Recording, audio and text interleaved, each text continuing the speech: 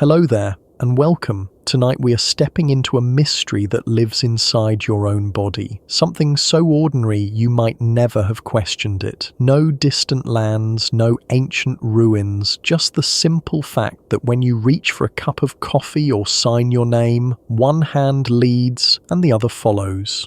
Right now, across the planet, roughly 9 out of every 10 people favor their right hand. This is not chance. This is not random. This is a pattern so old and so deeply woven into what we are that it reaches back further than cities, further than writing, further than the first spark of recorded history. I'd like you to imagine it for a moment. A child picks up a stick for the first time. Without instruction, without thought, one hand moves forward while the other hesitates. That choice, small and fleeting, is the echo of something that began thousands of generations ago. This is not a story about preference. This is a story about how the human brain learned to divide the world in two, how one side became the leader and the other the helper, and how that division shaped everything from the tools we made to the way we think. So if you are ready, let the certainty of modern life fade for a moment. Set aside the assumption that this is just how things are. We are going to walk carefully through time, through bones and stones and painted caves, to find the answer to a question you may have never asked. Why are most of us right-handed? And what does that tell us about the long, strange path that brought us here? Before there was handedness as we know it, there were simply hands. 2 of them, moving in rough symmetry, grasping branches, tearing roots, and clutching whatever could be pulled from the earth. For the earliest ancestors of humans, survival was not about precision. It was about strength and persistence. Both hands worked together, neither one leading, neither one specialized. They were tools of equal weight, equal purpose, and equal clumsiness. In the trees where our distant ancestors spent much of their time, both hands were needed constantly. Swinging from branch to branch, gripping bark, reaching for fruit, these actions required 2 hands working in concert. There was no room for specialization when every handhold could mean the difference between safety and a fatal fall. The world of the canopy was one of balance and equality between the limbs. Life in the trees demanded symmetry. An ape moving through the canopy cannot afford to have one weak hand. Both must grip with equal strength. Both must react with equal speed. A missed grip means a fall, and a fall from 30 feet onto the forest floor often means death.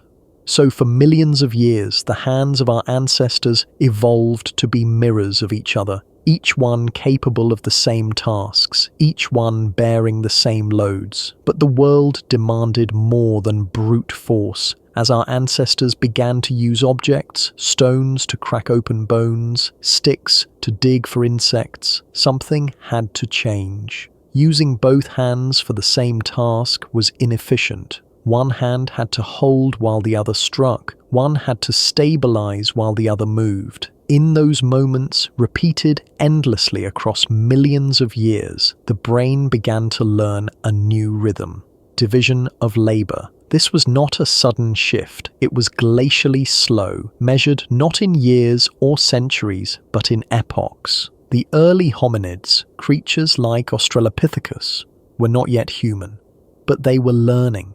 Their hands were beginning to change, growing longer fingers and more mobile thumbs. The grip was becoming more refined, more capable of holding small objects with precision. The fossil record shows us hands in transition, caught between the needs of climbing and the emerging demands of manipulation. Fossils show that their hands were capable of precision grips, the kind needed to hold small objects tightly. This was not an accident. The structure of the hand was already evolving to meet the demands of a world where survival meant doing more than just grabbing. It meant manipulating, shaping, and controlling. And as the hands grew more capable, the brain had to grow alongside them. The relationship between hand and brain is intimate in ways that are hard to overstate. A huge portion of the brain's motor cortex, the region responsible for movement, is dedicated to the hands. If you were to draw a map of the body based on how much brain real estate each part occupies, the result would be grotesque. The hands would be enormous, the fingers like tree trunks. The lips and tongue would be oversized too, but the torso would be tiny, the legs mere sticks. More neurons control the fingers than control the entire torso. This disproportionate investment tells us something crucial. The hands were becoming the primary interface between the mind and the world. They were the tools through which thought became action, through which ideas were realized in physical form. At some point, deep in prehistory, a shift occurred. One side of the brain began to take control of certain tasks, while the other focused elsewhere. This was not a conscious decision. It was an adaptation, a way for the brain to become more efficient by specializing. The left hemisphere, which controls the right side of the body, started to dominate tasks that required fine motor control and sequential thinking. The right hemisphere took on spatial awareness and broader processing. This division was subtle at first, barely noticeable, but it set the stage for everything that followed.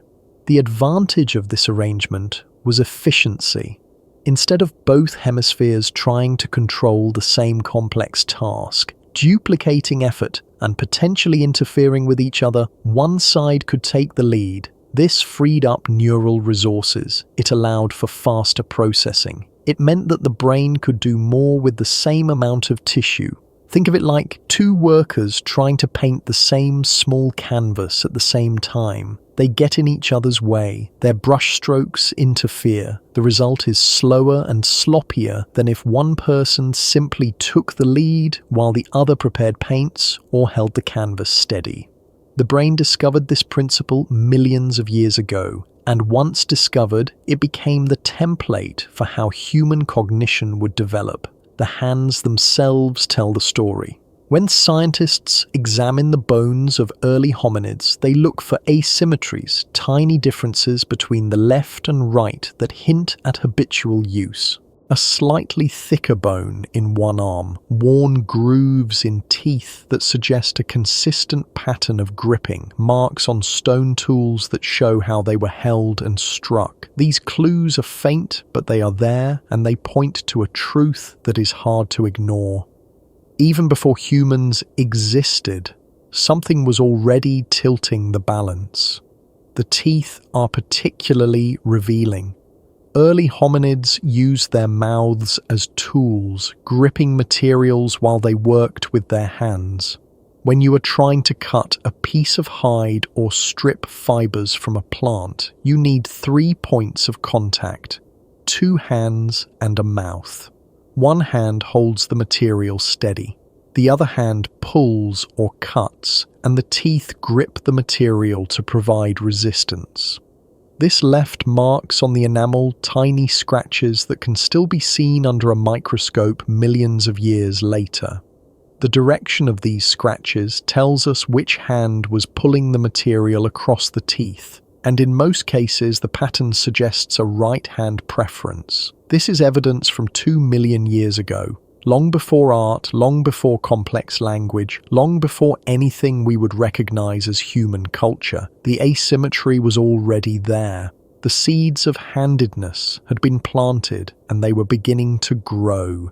The evidence is written in stone, not metaphorically, but literally, carved into the tools that our ancestors left behind. These stones, chipped and shaped by hands, long since turned to dust, are some of the oldest witnesses to human-handedness. And if you know how to read them, they speak clearly. When early humans made tools, they did not work in perfect symmetry. They held a core stone in one hand and struck it with another, flaking off sharp edges in a controlled rhythm. The angle of those strikes, the direction of the flakes and the wear patterns on the stone all leave traces. Archaeologists can examine these traces and reconstruct which hand did what, and what they have found again and again is a preference. Most of the time, the right hand was the one doing the striking. The oldest stone tools date back nearly 3 million years, crafted by species that were not yet human but were moving in that direction.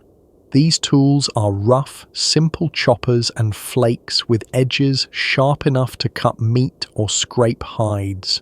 They are called Oldowan tools, named after Olduvai Gorge in Tanzania, where they were first discovered in large numbers. Even in these crude implements, there are hints of a symmetry. The patterns suggest that the makers favored one hand over the other, and more often than not, that hand was the right. The process of making these tools would have required coordination that pushed the limits of what the early hominid brain could do. You cannot simply bash two rocks together and hope for the best. You have to understand the properties of stone, how it fractures, where to strike, how hard to hit. You have to plan several steps ahead, seeing in your mind what the finished tool should look like. And you have to execute that plan with precision. One hand holds the core steady, fingers positioned carefully to avoid the impact. The thumb wraps around one side, the fingers curve around the other, creating a stable platform. The other hand brings the hammerstone down at exactly the right angle, with exactly the right force. Too soft and nothing happens. The stones just click together uselessly. Too hard and the core shatters into a dozen useless fragments. The strike has to be just right, hitting at an angle that causes a controlled fracture, peeling off a flake with a sharp edge. The rhythm matters. The sequence matters. Each strike sets up the next one, creating a platform from which the next flake can be removed, and all of this demands that one hand takes the lead. The hand doing the striking needs to be fast, precise, and powerful. The hand holding the core needs to be steady, patient, and sensitive to the vibrations of each impact. As tools became more sophisticated, the evidence grew stronger. By the time Homo habilis appeared, roughly 2.5 million years ago, the tool-making process required real skill. Creating a hand axe or a sharp blade demanded precision, patience, and a steady rhythm of controlled strikes. This was not random bashing, it was craftsmanship. And craftsmanship requires specialization. One hand had to hold the core steady, while the other did the delicate work of shaping it. The division was clear and the preference was consistent. The tools themselves became more complex over time. The later Acheulean hand axes, which appeared about 1.7 million years ago, were symmetrical, carefully shaped tools that required hundreds of precisely placed strikes to create. Making one of these hand axes could take hours. The toolmaker had to rotate the stone constantly, examining it from every angle, planning each strike to achieve the desired shape. Studies of tool wear patterns show that right-handed toolmaking was already the norm hundreds of thousands of years ago. Researchers can look at the tiny striations on a stone tool, the microscopic scratches left by use, and determine how it was held and used. A scraper held in the right hand leaves different wear marks than one held in the left. A blade used by a right-hander shows edge damage in predictable locations. And when archaeologists examine thousands of these tools from sites across Africa, Europe, and Asia, the pattern is consistent. Most were made and used by right-handed individuals. Some of the most detailed evidence comes from a site called Boxgrove in England, where tools made by Homo heidelbergensis have been found.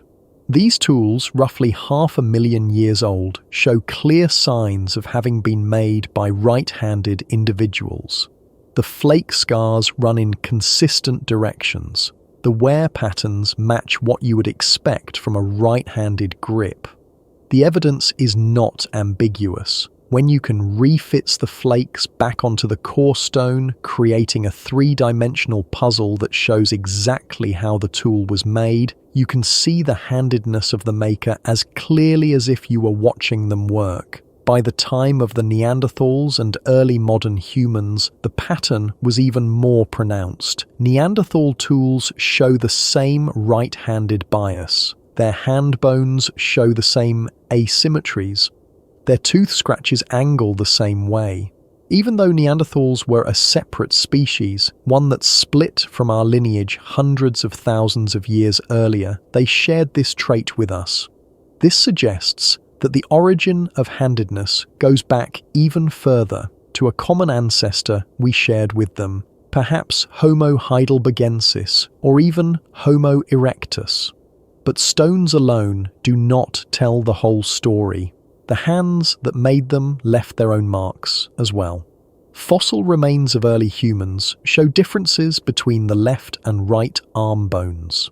The right arm, in most cases, was slightly larger, the bones denser, and the muscle attachments more pronounced. This asymmetry points to repeated use, to a lifetime of favoring one side over the other. Bones respond to stress. When you use a muscle repeatedly, it grows stronger, and the bone underneath thickens to support the additional strain.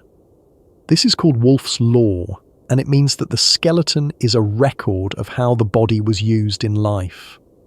It is the kind of difference you see in modern athletes who train one arm more than the other. Tennis players, for instance, have measurably larger bones in their playing arm. The humerus, the upper arm bone, can be up to 10% thicker and denser on the playing side. The forearm bones show even greater differences. And the same principle applies to our ancestors. If you spend your life striking stones with your right hand, throwing spears with your right arm, and doing all your precision work with your right hand, that arm will grow stronger and the bones will reflect that stress. And it confirms what the tools suggest. Right-handedness was not a fluke. It was a pattern consistent across individuals and populations. Even teeth provide clues. Early humans used their mouths as a third hand, gripping hides or fibers while they worked with their hands. Scratch marks on fossilized teeth show a consistent direction, angled in a way that suggests the right hand was pulling material across the mouth while the left hand held it steady. These scratches, microscopic and easy to miss unless you are looking for them, are yet another thread in the same story. One hand was leading, the other was supporting. And that pattern was already ancient by the time modern humans appeared. The teeth of Neanderthals show these scratches too. The angle, the depth, the direction all point to the same conclusion. They were mostly right-handed, just like us. This convergence is important. It means that the trait was not invented independently in different human species. It was inherited from a shared ancestor, and it was stable enough to persist across hundreds of thousands of years of separate evolution. What makes this even more remarkable is how consistent it was across time and geography. From Africa to Europe to Asia, wherever early humans left tools behind, the same preference appears. Sites in Kenya show it. Sites in France show it. Sites in China show it. This was not a cultural invention that spread from one group to another through contact and trade. It was something deeper, something embedded in the way the human brain and body were evolving together. The tools were not just objects, they were extensions of the hands that made them, and those hands were guided by a brain that was learning to divide its labor in ways that no other species had done before.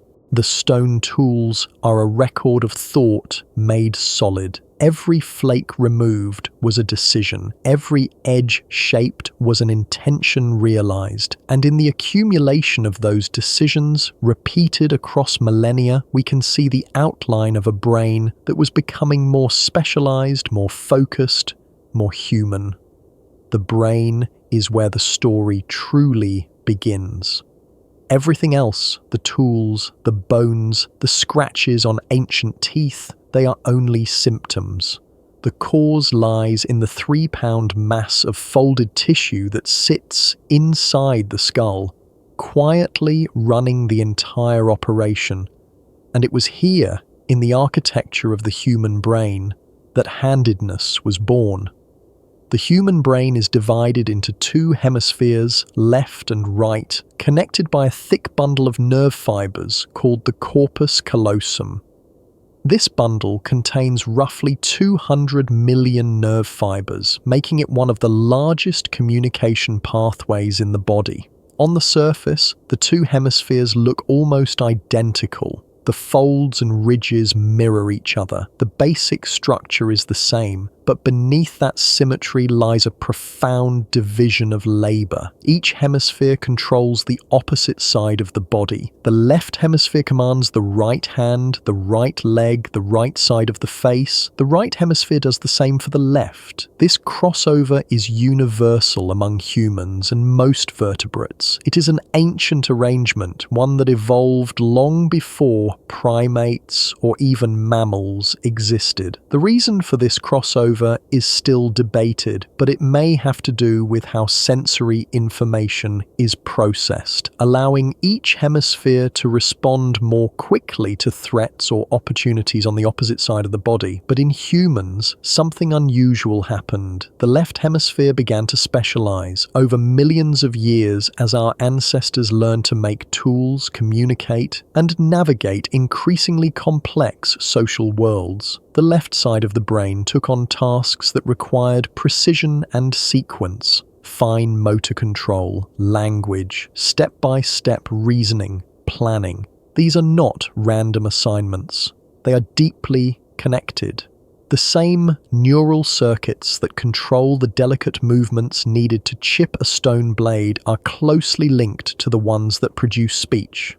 Both require timing, coordination, and the ability to break down a complex action into smaller, ordered steps.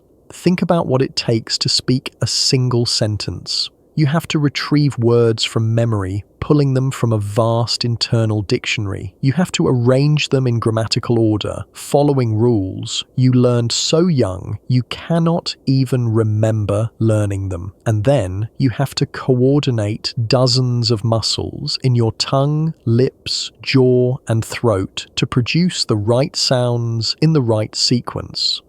Each sound has to be timed precisely. The difference between pat and bat is a matter of a few milliseconds when the vocal cords start vibrating.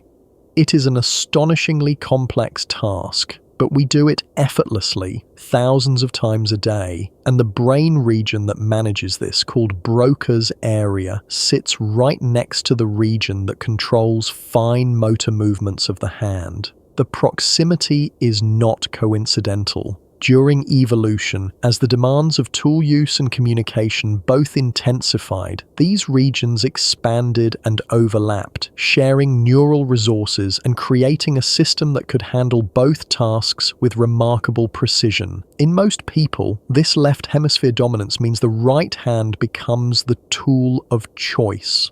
It is faster, more precise, and more closely tied to the part of the brain that plans and executes skilled actions. When you decide to pick up a pen and write, that decision originates in the frontal lobes, but the execution is handled by the motor cortex. And for most people, the left motor cortex, controlling the right hand, is the one best equipped to handle the delicate, sequential movements that writing requires. The right hemisphere, meanwhile, focuses on different strengths: spatial awareness, pattern recognition, emotional processing, understanding context and subtext, recognizing faces, processing music. It sees the big picture while the left deals with the details. The right hemisphere is better at understanding the overall shape of a problem, while the left is better at solving it step by step. This division is not absolute. The two sides work together constantly, sharing information and coordinating their efforts through the corpus callosum. Every complex task requires input from both sides, but the tendency towards specialization is real, and it has consequences. One of those consequences is handedness. When the left hemisphere dominates motor control, the right hand becomes the preferred instrument for tasks that require skill and precision. This is why right-handedness is so common. It is not a cultural artifact or a learned behavior imposed by society. It is a reflection of how the brain is organized. And that organization has deep evolutionary roots that stretch back to a time before our species even existed. The asymmetry starts early, even before birth. Studies using ultrasound have shown that fetuses in the womb show hand preferences. By around 15 weeks of gestation, some fetuses suck their right thumb more than their left. By 18 weeks, they reach for objects with one hand more than the other. The brain is already organizing itself asymmetrically, long before culture or teaching could play a role. Studies of brain structure in modern humans show clear asymmetries. The left hemisphere in most people has a slightly larger region dedicated to motor control and language production. The planum temporale, a region involved in language processing, is larger on the left side in about 65% of people. In people with strong right-hand dominance, this asymmetry is even more pronounced.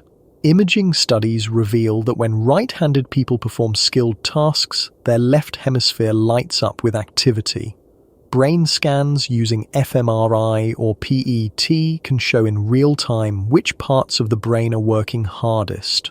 And when a right-handed person writes, draws, or manipulates a tool, the left motor cortex glows bright on the scan. The pattern is so consistent that neuroscientists can often predict a person's handedness just by looking at their brain structure. But this raises a question. If left hemisphere dominance is so advantageous, why are not all humans right-handed? Why does roughly 1 in 10 people favor the left hand instead? The answer lies in variation. Evolution does not produce uniformity. It produces populations with a range of traits, and within that range there is room for difference. Left-handedness, far from being a defect, may offer its own advantages. In combat, in certain types of problem solving, in situations where the unexpected is valuable, a left-handed person might have an edge. The unpredictability itself becomes a strength. There is also the matter of genetics. Handedness runs in families, but not in a simple Mendelian way like eye color or blood type. If both parents are right-handed, their child has about a 10% chance of being left-handed, the same as the general population. If one parent is left-handed, that rises to about 20%. If both parents are left-handed, it goes up to about 25 or 26%, but it never reaches 100%, even with two left-handed parents. This tells us that genetics influences handedness, but does not determine it completely. The brain, for all its complexity, is also remarkably flexible, especially during development. Even within the constraints of its structure, it can adapt, reorganize, and find new ways to solve problems. This flexibility, called plasticity, means that handedness is not rigidly fixed at birth. It emerges gradually over the first few years of life, shaped by a combination of genetics, brain development, random chance during fetal growth and early experience. But the tilt toward the right was already there, built into the blueprint long before any individual child picked up their first toy. Some researchers have proposed that the ratio of right to left-handers in the population represents an evolutionary equilibrium. This is called the fighting hypothesis. In a world where most people are right-handed, a left-hander has an advantage in physical combat because they move in unexpected ways. But if too many people were left-handed, that advantage would disappear. Everyone would be equally prepared for either type of opponent. The current ratio, about 90 to 10, might be the stable point where these competing pressures balance out. Computer models of this scenario suggest that the equilibrium should settle somewhere between 80-20 and 90-10, which matches what we actually observe in human populations. The brain's asymmetry goes beyond just motor control. The left hemisphere is also where most people process analytical thinking, mathematics, and logical reasoning. It is the hemisphere of sequence, of cause and effect, of if this, then that. The right hemisphere handles holistic processing, artistic sense, and emotional intuition. It is the hemisphere of patterns, of metaphor, of seeing connections that are not obvious. These are generalizations, and the reality is more nuanced, but the pattern is real. And it all traces back to that fundamental division of labor that began when our ancestors started making tools and developed language. In a very real sense, the shape of your brain determines which hand you write with, and that shape was molded by millions of years of evolutionary pressure, by the demands of survival in a world where precision, communication, and coordination were the keys to not just living, but thriving. The hands did not evolve in isolation. They were shaped by the same forces that shaped the rest of the human body, and one of the most important of those forces was walking upright. When our ancestors left the trees and began to walk on two legs, they freed their hands from the work of locomotion. No longer needed for grasping branches or knuckle walking across the ground, the hands were available for something new, and that freedom changed everything. Bipedalism, walking on two legs, appeared in the fossil record millions of years before advanced tool use. Early hominids like Ardipithecus and Australopithecus were already walking upright, even though their brains were still small and their tools, if they had any, were crude. But the change in posture had immediate consequences. With hands no longer anchored to the ground, they could be used to carry things: food, tools, infants, materials for building shelters. They could be used to gesture, to manipulate objects, and eventually to craft. The transition to bipedalism was not easy or straightforward. Walking on two legs is actually a fairly unstable way to get around compared to quadrupedal locomotion. It requires constant balance, uses more energy than walking on four legs at slow speeds, and makes us vulnerable in ways that quadrupeds are not. A human who falls while running is more likely to be seriously injured than a chimpanzee who simply drops to all fours. The center of gravity is higher, the base of support is narrower. Everything about bipedalism seems precarious, but the advantages outweighed the costs. Standing upright meant you could see farther across the savannah, spotting predators or prey from a greater distance. In the tall grass of the African plains, the ability to stand and look over the vegetation could mean the difference between spotting a lion before it got too close or becoming its next meal. It meant you could carry things while you walked, bringing food back to a central location instead of eating where you found it. This allowed for food sharing, for feeding the young and the old, for creating a home base, and crucially, it meant your hands were free. Free to hold, free to throw, free to make and use tools. Standing upright also changed the dynamics of how the hands work together. When you walk on all fours, both hands do roughly the same thing. They hit the ground in rhythm, bearing weight, propelling you forward. There is no leader and no follower, but when you stand up and carry something, one hand often takes the lead while the other assists. One holds a bundle of food while the other adjusts it. One grips a tool while the other positions the material being worked. One steadies an infant while the other reaches for a branch. This asymmetry, repeated over and over across thousands of daily actions, created pressure for the brain to organize itself around a division of labor. And once that division began, it reinforced itself. As the hands became more specialized, the tasks they performed grew more complex. And as the tasks grew more complex, the need for specialization deepened. A chimp can use simple tools, but its hands are still built for climbing. The fingers are curved, adapted to hook around branches. The thumb is short, giving limited ability to grasp small objects.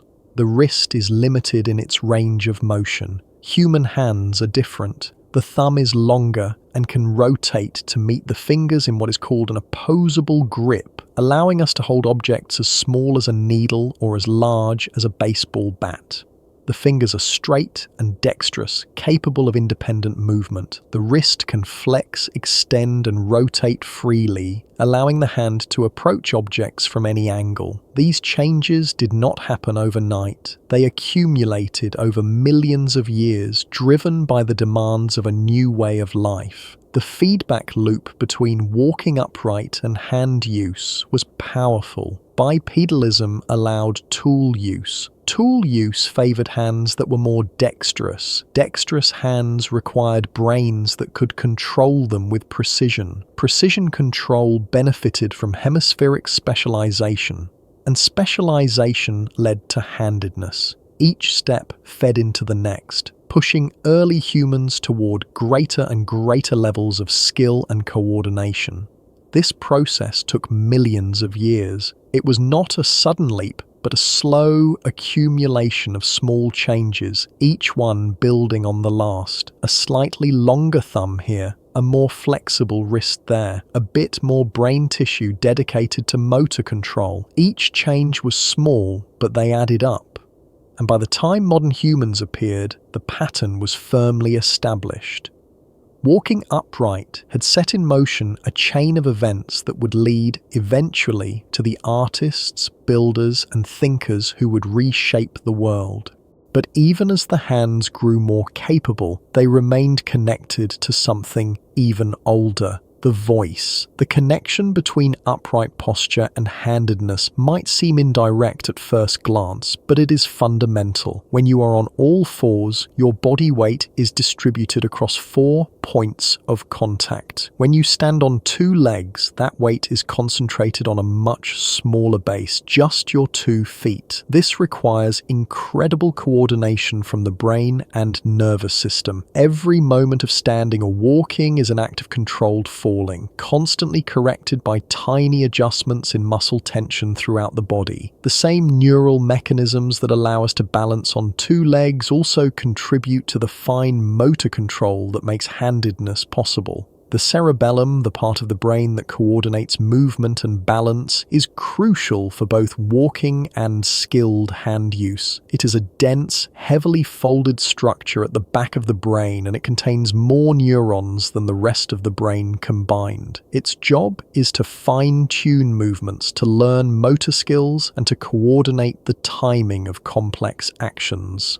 When you learn to ride a bicycle, it is your cerebellum that stores that skill. When you reach for a glass of water without spilling it, your cerebellum is adjusting your movement 100 times a second, and that same structure is involved in the precise control needed for handedness. There is even evidence that the evolution of bipedalism changed the structure of the inner ear, improving our sense of balance.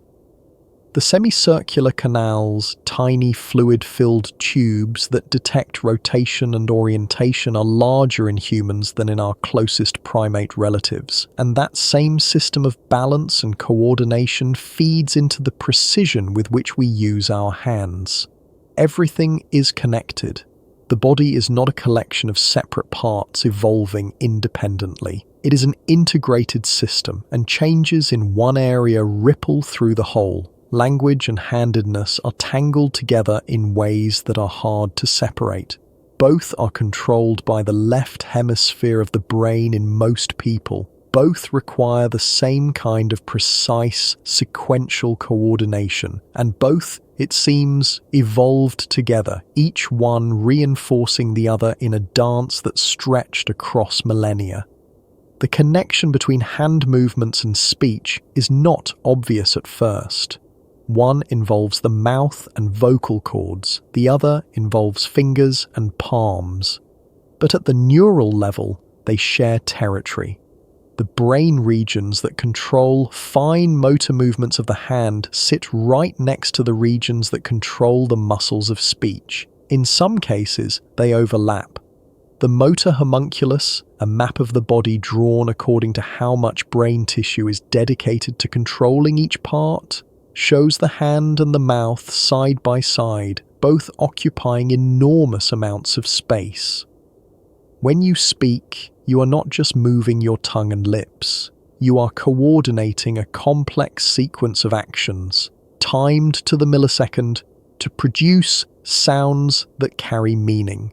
The tongue has to move to specific positions. The lips have to shape themselves precisely. The soft palate has to rise or fall to direct air through the nose or mouth. The vocal cords have to vibrate at exactly the right frequency, changing their tension dozens of times per second to produce different pitches. And all of this has to be synchronized with the rhythm of breathing. It is one of the most complex motor tasks the human body performs. And when you use your hands to craft a tool, you are doing something remarkably similar. Shaping a stone blade requires planning, rhythm, and the ability to adjust each strike based on the one that came before. It is a kind of physical grammar. The rules may be different, but the underlying cognitive demands are the same. You have to hold a sequence in mind. You have to execute steps in order. You have to monitor the results and adjust your next action accordingly. There is evidence that early humans used gestures before they used words. Hand signals, pointing, mime, these would have been the first tools of communication, allowing groups to coordinate hunts, share information, and express ideas before vocal language was fully developed. Even today, gestures are so closely tied to language that people who are blind from birth still gesture when they speak, even though they have never seen anyone else do it. The urge to communicate with the hands seems to be hardwired. And if gestures came first, then handedness would have played a role from the very beginning. A right-handed gesture is clearer, faster, and more controlled when made by the dominant hand. When you point at something, you use your dominant hand. When you wave goodbye, you use your dominant hand.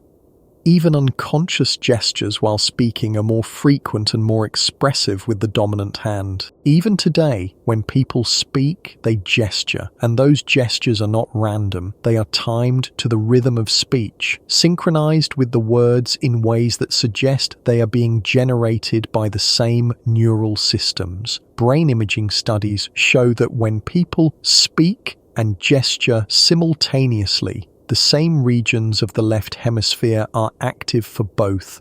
The gestures are not separate from the speech, they are part of it. When right-handed people gesture while talking, they tend to use their right hand more. The preference carries over from manual tasks into communication. There is even evidence that preventing people from gesturing makes it harder for them to speak.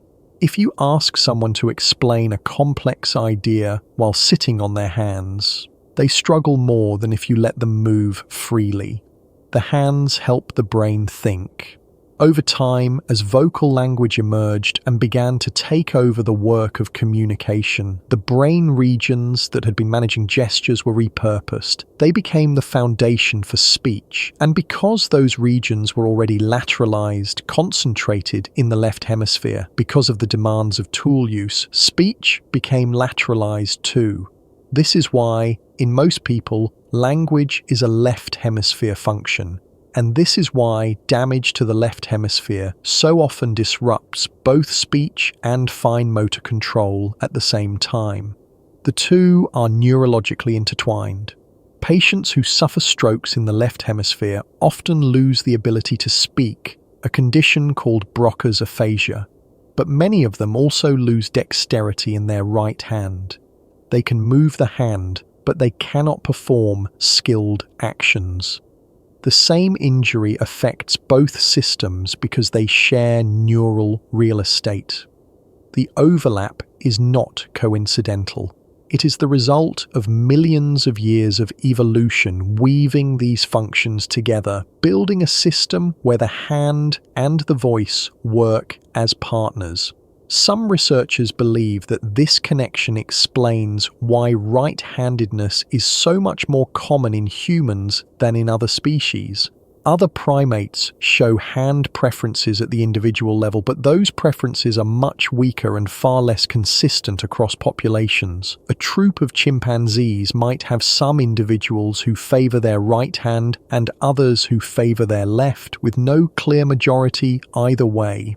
Studies have found population-level right-hand preference in some specific tasks, but nothing approaching the 90% we see in humans. In humans, the preference is strong, stable, and nearly universal across all cultures and all known historical periods. And the difference, some argue, is language. Humans needed a more specialized brain to handle the demands of complex communication, and that specialization carried over into hand use.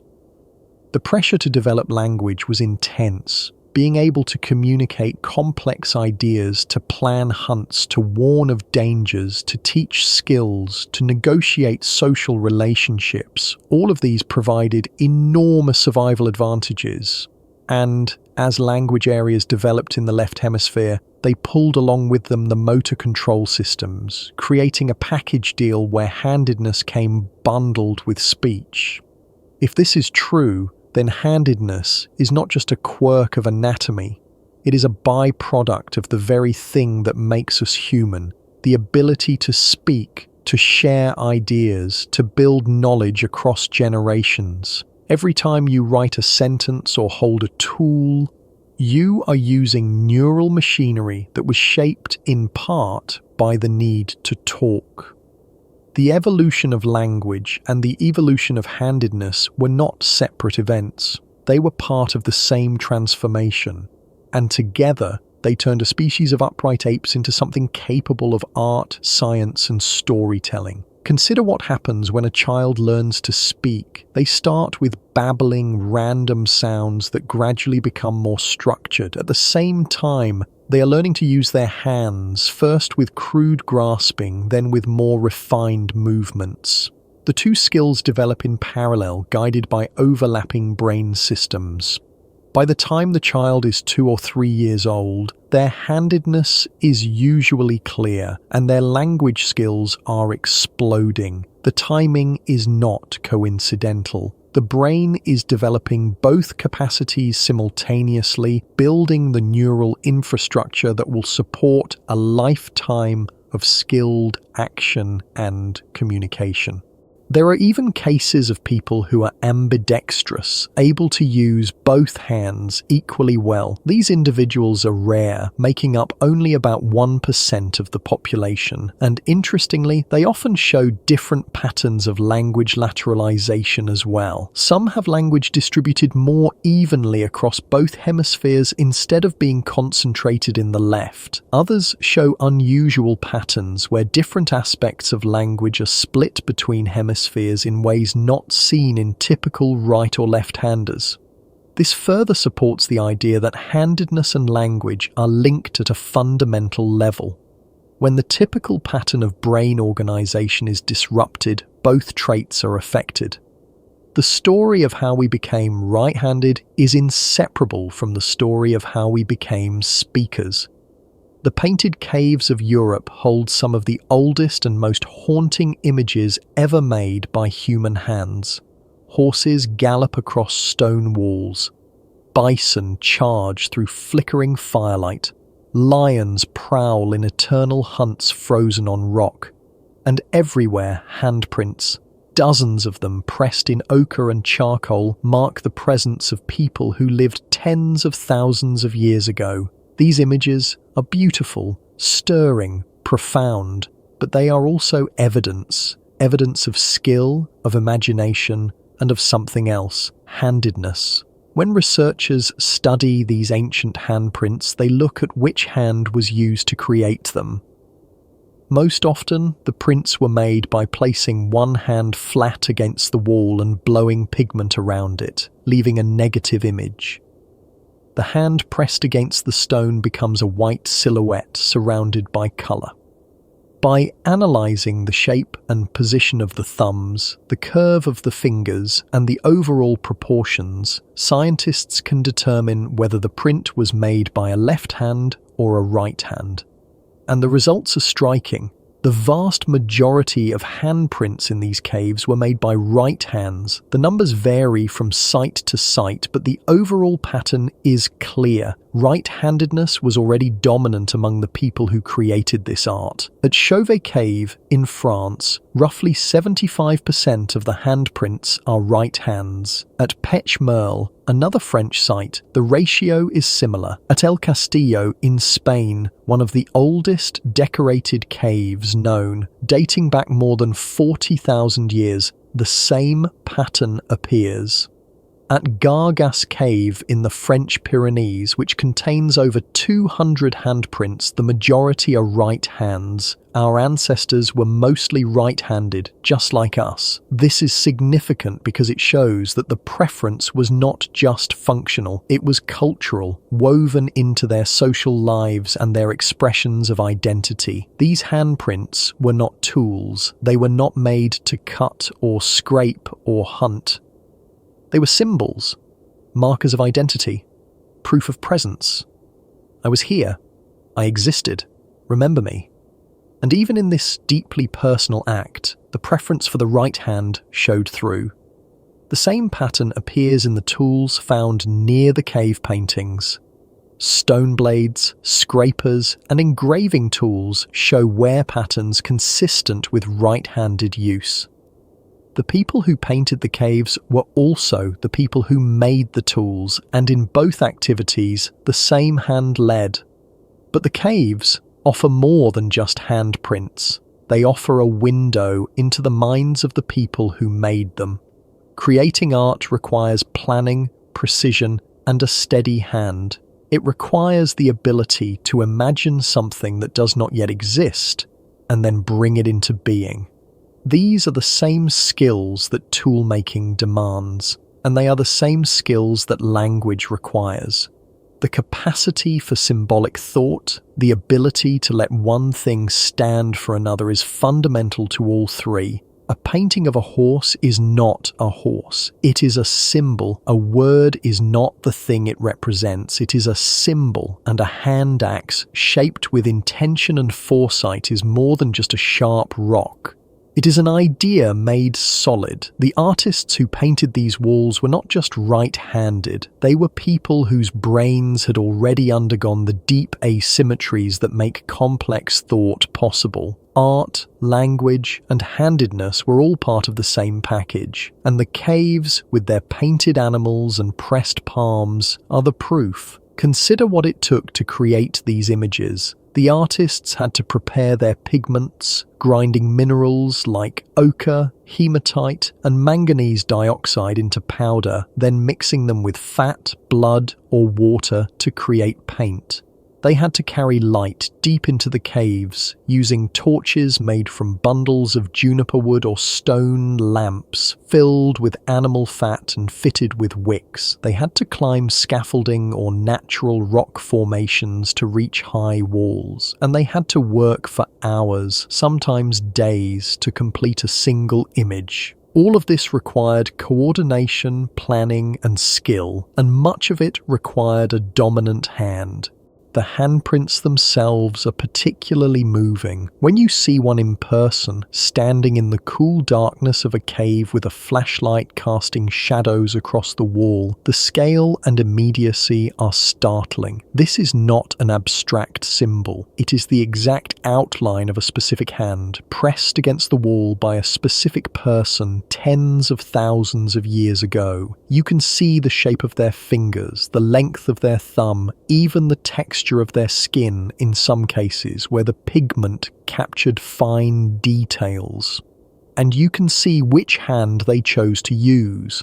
Some researchers believe the handprints were a kind of signature, a way of saying, I was here, I made this, I matter. Others think they had ritual significance, marking a connection between the living person and the spirit world they believed inhabited the depths of the caves. Still others suggest they were simply the easiest image to make, requiring no artistic skill beyond the ability to hold your hand still and blow pigment around it. Whatever their purpose, they reveal handedness. And they reveal that handedness was not something unusual or stigmatized among these ancient people. It was simply part of who they were, expressed naturally even in their most sacred and creative acts. Even today, these images carry weight. When you see a handprint on a cave wall, you are looking at a direct connection to another human being across an impossible gulf of time. You are seeing the shape of their hand, the pressure of their fingers, the choice they made about how to leave their mark. And in that choice, faint but unmistakable, is the echo of a preference that had already been shaping humanity for hundreds of thousands of years. The art in the caves is not just beautiful, it is a record of minds that could think symbolically, hands that could execute complex tasks, and brains that were organized in ways that made both possible. And running through all of it, like a thread connecting past to present, is the simple fact that most of those hands were right hands. Handedness did not stay confined to tools and art. It spread into every corner of human life, shaping the way people moved, fought, worked, and even played. And as societies grew more complex, that preference became embedded in culture itself, woven so deeply into the fabric of daily existence that it became almost invisible. In combat, handedness mattered enormously. A right-handed fighter held their weapon in their right hand and their shield in their left. This was so common that entire styles of warfare were built around it. Soldiers trained in formations that assumed most of them would fight the same way. The famous Greek phalanx, for instance, relied on overlapping shields held in the left hand, creating a wall of protection while spears thrust forward from the right. Each soldier's shield protected not just himself, but the man to his left, creating a chain of mutual defense that only worked if everyone fought the same way. The Roman legions used similar tactics. Their rectangular shields, the scutum, were designed to be held in the left hand, while the gladius, their short stabbing sword, was wielded in the right. Training drills reinforced this pattern until it became second nature. New recruits spent months learning to move, strike, and defend in perfect synchronization with their fellow soldiers. The entire system depended on standardization, on everyone fighting right-handed. Weapons were designed for right-handed use. Swords, spears, bows, all were crafted with the assumption that the right hand would do the primary work. A medieval sword, for instance, had a crossguard designed to protect the right hand from an opponent's blade sliding down during a parry. The pommel at the end of the grip was weighted to balance the blade for a right-handed swing. The entire geometry of the weapon assumed a right-handed user. Even something as simple as a dagger was shaped with a right-handed user in mind. The curve of the blade, the angle of the edge, the placement of any secondary features like quillons or finger rings, all assumed the weapon would be held in the right hand. To be left-handed in such a world meant adapting, learning to use tools designed for someone else, or commissioning custom equipment at extra expense. But left-handed fighters had an advantage that was recognized even in ancient times. They were rare enough to be unexpected. In a duel, a left-handed opponent moved in ways that contradicted training and instinct. Their attacks came from the wrong side. Their defenses covered unusual angles. This unpredictability made them dangerous. In gladiatorial combat in ancient Rome, left-handed fighters called scavi were noted for their advantage and sometimes commanded higher fees or drew larger crowds. They trained against right-handed opponents constantly, learning all the typical patterns and weaknesses, while right-handers rarely faced a left-handed adversary and had to improvise when they did. The element of surprise was worth as much as skill or strength, and in some cultures, left-handedness in battle was prized for exactly this reason. Medieval combat manuals, the instruction books written by master swordsmen, sometimes included special techniques for fighting left-handed opponents, acknowledging that they required different tactics. The advice usually boiled down to staying cautious, not assuming the opponent would move in the expected ways, and watching for attacks from unusual angles. Still, the overwhelming majority fought right-handed, and that majority shaped not just the tools of war, but the architecture of warfare itself. Castle staircases, for instance, were built to spiral clockwise going up. This meant that a defender retreating up the stairs could swing their sword freely with their right hand from the inside of the curve, while an attacker coming up had their sword arm blocked by the central column, limiting their ability to strike. The design assumed right-handedness on both sides, but gave the advantage to the defender. It was a subtle piece of military architecture that would make no sense in a world where handedness was evenly split. In daily life, the bias was subtler but no less real. Doors opened in ways that favored the right hand. The latch was on the right, the handle turned by the right hand, the door swinging to allow a right-handed person to push through smoothly. Tables were set with the assumption that most people would eat right-handed. The knife, the tool that required the most control and strength, went on the right side of the plate. The fork or spoon went on the left, used primarily for holding food steady while the knife cut. Even something as simple as shaking hands became a right-handed ritual, a gesture of peace and greeting that assumed both parties would extend the same hand. The origin of the handshake itself is debated, but one popular theory is that it demonstrated both parties were unarmed. By extending the right hand, the hand that would hold a weapon, you showed you meant no harm and were not reaching for a sword. Another theory suggests it originated as a way to show you had nothing hidden in your sleeve. Either way, it became a universal gesture performed with the right hand. Language itself reflects the bias in ways that are hard to ignore once you notice them. In many cultures, the word for right is associated with correctness, strength, and virtue. The Latin word dexter, meaning right, gives us dexterity, meaning skill and grace. The word sinister, meaning left, has come to mean something threatening, evil, or ominous. In French, gauche, meaning left, also means clumsy, tactless, or awkward, while droit, meaning right, means straight, direct, correct, and is also the word for law and rights. In English, we talk about being someone's right-hand man, meaning their most trusted assistant. We speak of having two left feet if someone is clumsy at dancing. We call correct behavior righteous. The bias runs deep in the vocabulary, baked into the language itself. This was not neutral. It was a reflection of centuries of assumption built into the very words people use to describe the world. And it had real consequences for left-handed people, especially children. Children growing up in these cultures absorbed the preference without question. They watched adults use their right hands for important tasks. They were handed tools, utensils, and toys designed for right-handed use. And if they showed a preference for the left hand, they were often discouraged, sometimes gently with redirecting and encouragement, sometimes harshly with punishment. In many cultures, well into the 20th century, left-handed children were forced to switch. Teachers would tie a child's left hand behind their back or wrap their knuckles with a ruler if they reached for a pencil with the wrong hand.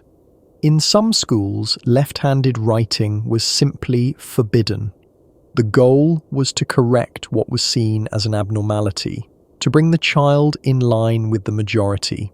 The pressure to conform was real, even if no one could articulate exactly why left-handedness was wrong. It just was. It looked strange. It went against the grain of how society was organized. In some cultures, it was associated with bad luck, with uncleanliness, with moral weakness. The left hand was the hand used for unsanitary tasks in many societies, making its use for eating or greeting someone deeply offensive. And that was enough to justify forcing children to change. The psychological impact of this forced switching could be severe. Some people who were forced to use their right hand as children report lifelong difficulties with coordination, handwriting, and even speech. Stuttering, in particular, was sometimes associated with forced hand switching, though the connection is complex and not fully understood. The brain is plastic, especially in childhood, capable of remarkable reorganization and adaptation. But forcing it to rewire itself against its natural inclination comes at a cost. The neural pathways that would naturally develop for left-hand dominance are suppressed, while pathways for right-hand use are artificially strengthened. The result can be a person who is not truly right-handed but also no longer fully left-handed, caught in an uncomfortable middle ground. And yet, left-handedness persisted. No amount of cultural pressure could eliminate it entirely. Roughly 1 in 10 people continued to favor the left hand, generation after generation, regardless of how they were taught or what society expected. Some managed to hide their preference, learning to write with their right hand in public to avoid punishment or stigma while using their left for everything else in private. Others simply endured the disapproval and used their left hand anyway, accepting the social cost. This stubborn persistence across all cultures and all attempts at suppression tells us something important. Handedness is not just learned, it is rooted in something deeper, something biological that culture can influence but cannot erase. The 10% persists because it is written into human variation itself, maintained by forces that operate below the level of culture and choice. And so the story comes full circle. From the first stone struck by an ancient hand to the keyboards we type on now. From cave paintings made by firelight to digital art created with styluses, the thread runs unbroken. We are the descendants of tool makers, of people who learned to shape the world one careful strike at a time. And in every gesture, every motion, every task we perform with hands that know, without thinking, which one should lead, we carry that history forward. The world has changed beyond recognition. The caves where our ancestors painted are now tourist sites, protected behind barriers and climate control systems. The stones they chipped are museum pieces, displayed behind glass with explanatory plaques, but the hands and the brains that guide them remain fundamentally the same. We are still right-handed, most of us, because our ancestors were, because their brains organized themselves in ways that made survival possible, that allowed language to flourish, that enabled the creation of tools and art and everything that followed. Because the division of labor between two hemispheres turned out to be one of evolution's most elegant solutions to the problem of complexity, we are the children of that division, shaped by it, defined by it. And when you reach out with your right hand to grasp something, to write something, to build something, to create something, you are repeating a pattern that is older than language, older than art, older than everything we think of as civilization. That is the answer. That is why we are mostly right-handed. Not because of culture alone, though culture reinforced it and continues to shape how we express it. Not because of chance alone, though random variation and developmental accidents play their role. But because the human brain, in its long journey toward complexity, found a way to divide the work between its two halves. And in that division, one hand became the leader, the right hand, the hand guided by a left hemisphere that learned to plan, to sequence, to control with precision, and to speak. The hand that chipped the first stones, painted the first caves, wrote the first words, and built the world we know. And the echo of that choice is still with us, in every hand that moves, in every brain that thinks, in every person who has ever wondered why. We are right-handed because we are human. And we are human, in part, because we became right-handed. The two are inseparable, woven together across millions of years of evolution into the fabric of what we are, and that will not change, no matter how much the world around us transforms. The preference is ancient, it is deep, it is ours, and it will remain, passed down from hand to hand, from generation to generation, for as long as humans endure.